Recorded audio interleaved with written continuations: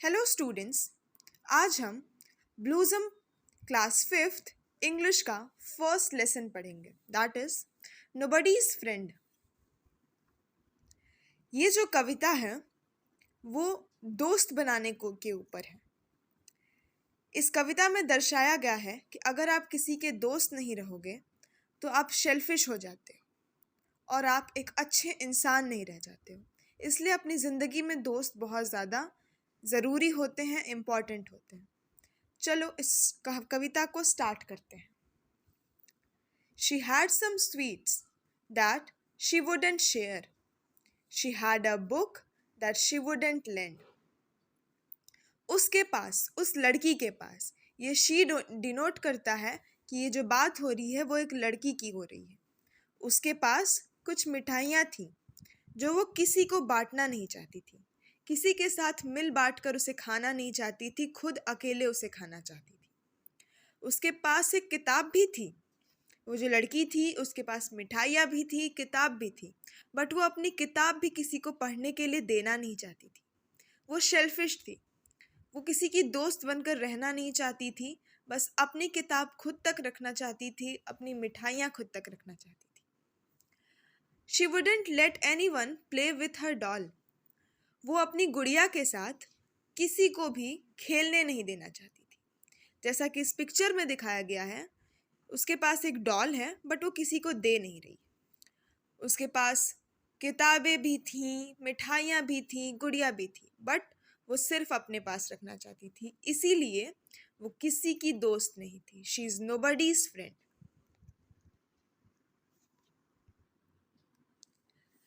इस पोएम का जो सेकंड स्टैंजा है उसकी बात करते हैं। अब एक लड़के की बात की जा रही है।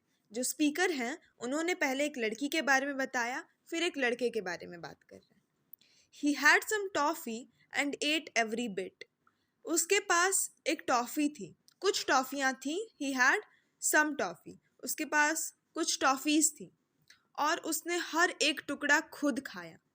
उसने किसी को बांटा नहीं। पिक्चर में भी यही चीज़ दिखाई गई है कि उसके हाथ में टॉफ़ी है और उसने पूरे के सारे टुकड़े, सारी टॉफ़ियाँ खुद खाईं, अपने किसी भी दोस्त को नहीं दिया। उसके पास एक ट्राईसाइकिल थी जो वो किसी को नहीं देता था। He had a tricycle he wouldn't lend. उसके पास अच्छी सी ट्राईसाइकिल थी, वो किसी को भी वो देता नहीं था चलाने के लिए। He never let anyone play with his train. उसके पास एक टॉय ट्रेन थी जो वो किसी को खेलने के लिए नहीं देता था। जैसे वो लड़की किसी को डॉल नहीं देती थी, वैसे ये लड़का भी किसी को ट्रेन नहीं देता था। He is nobody's friend. वो किसी का दोस्त नहीं है क्योंकि वो शेल्फिश है।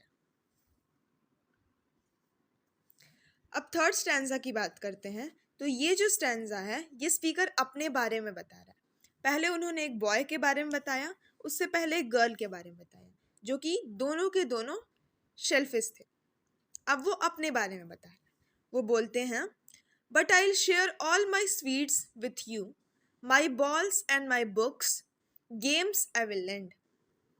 लेकिन मैं, यानी कि लेकिन स्पीकर, अपनी सारी किताबें, अपनी सारी की सारी मिठाइयाँ और गेम्स भी सबके साथ शेयर करेंगे, क्योंकि ये एक अच्छी हैबिट है। तो स्पीकर इससे बच्चों को सिखाना चाहते हैं कि आपको दोस्त बनाने चाहिए और सबको अपनी चीज़ें शेयर करनी चाहिए, मिल बांट के खाना चाहिए। जैसे कि हम जानते हैं, शेयरिंग इज़ केयरिंग। तो यही मोटिव है इस पोएम को लिखने का। Here's half my apple and half my cake. Speaker बोलते हैं कि ये मेरा आधा सेब है और आधा केक है। मैं अपने दोस्तों में ये सब बांटूंगा। And I am your friend. मैं तुम्हारा दोस्त हूँ। जैसे वो लड़की और वो लड़के किसी के दोस्त नहीं थे, बट मैं सबका दोस्त हूँ। मैं तुम्हारा दोस्त हूँ। और इस तरह से हमारी ये कविता ख़त्म होती है। इससे हमें यह सीखने को मिला कि हमें सबके साथ अपनी चीज़ें बांटनी चाहिए और दोस्तों के साथ अच्छा व्यवहार करना चाहिए।